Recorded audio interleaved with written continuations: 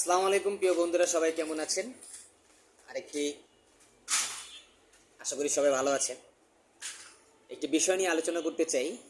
বিষয়টি খুবই গুরুত্বপূর্ণ একটি বিষয়, যেটা আমাদের জীবনে ঘটে থাকে, বিভিন্ন সময় ঘটে থাকে।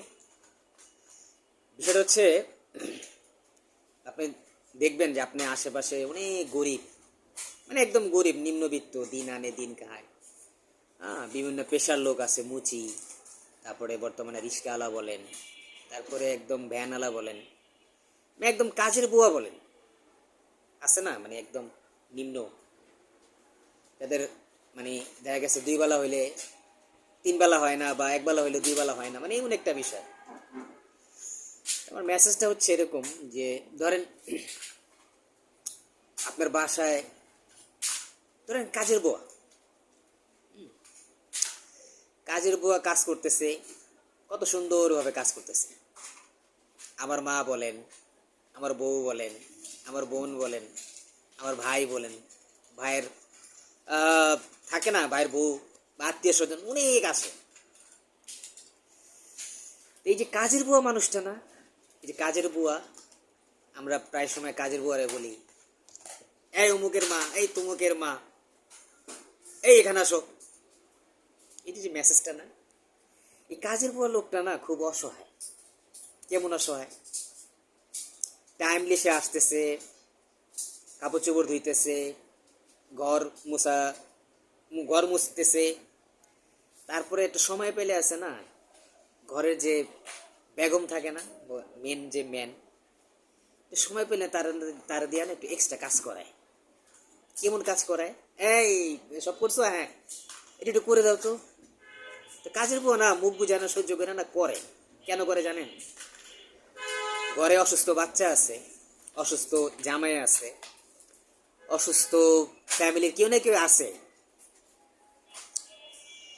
কাজের বুয়া কাজ সঠিকভাবে করে চলে যায়। তো ঘরের ভিতরে যারা আমরা বসবাস করি, প্রায় সময় দেখি কাজের বুয়া না দুপুর দিকে চলে যায়। আমরা খাইতে বসি, কাজ শেষ, দুপুর দিকে চলে যায়। সকালে আসে, দুপুর দিকে আধা বেলা কাজ করে, সম্পূর্ণ কাজ করে চলে যায়। তো প্রায় সময় দেখি না যে এই কাজের বুয়া না মনটা খারাপ করে চলে যায় বাসায়। কেন যায় জানেন? এই যে খাইতে বসছি আমরা না, একটা আবার স্বাদী না কাজের বুয়া। কেন স্বাদী না ভাই? কেন আমার মা কাজের বুয়া আন্টিরে সাধে না, কাজের বুয়া খালারে সাধে না? কেন এই অবস্থাটা কেন ভাই? আমরা কি কখনো চিন্তা করেছি যে একদিন কাজের বউ আসে নাই, হাজার হাজার ফোন, এমন এমন সময় গেছে যে কাজের বউর বাড়িতে চলে গেছে, এই তুমি গেল না কে? একটা দিন আমরা কি চিন্তা করছি যে কাজের বুয়ার ফ্যামিলি কিরকম অবস্থায় আছে, ফ্যামিলিতে কে আছে, বা ফ্যামিলিতে কে অসুস্থ কিনা, জামাই অসুস্থ কিনা, ছেলে অসুস্থ কিনা, কাজের বুয়ার নিড কি, কি খাইতে পছন্দ করে, এটা আমরা চিন্তা করি না।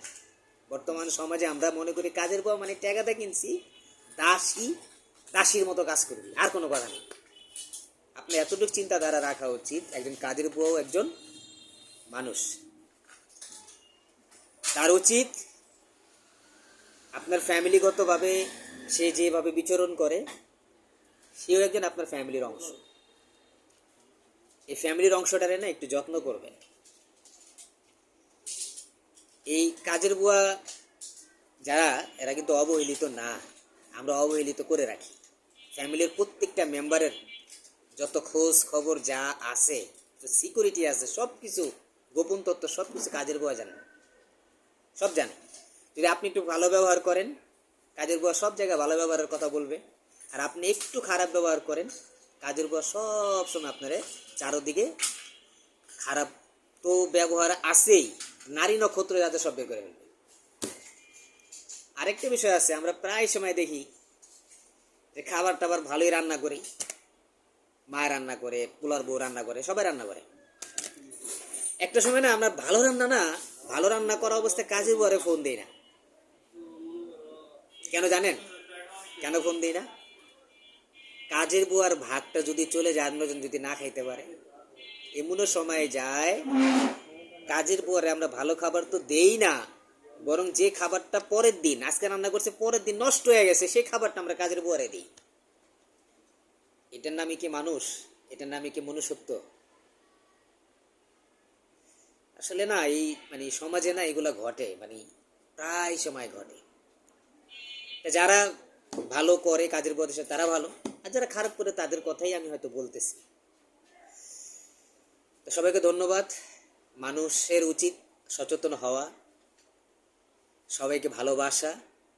একজন নিম্ন শ্রেণী মানুষও আল্লাহর ডাকে সাড়া দিয়ে চলে যাবে, একজন ধনী লোক আল্লাহ ডাকে সাড়া দিয়ে চলে যাবে, সবাই চলে যাবে, কেউই থেকে যাবে না।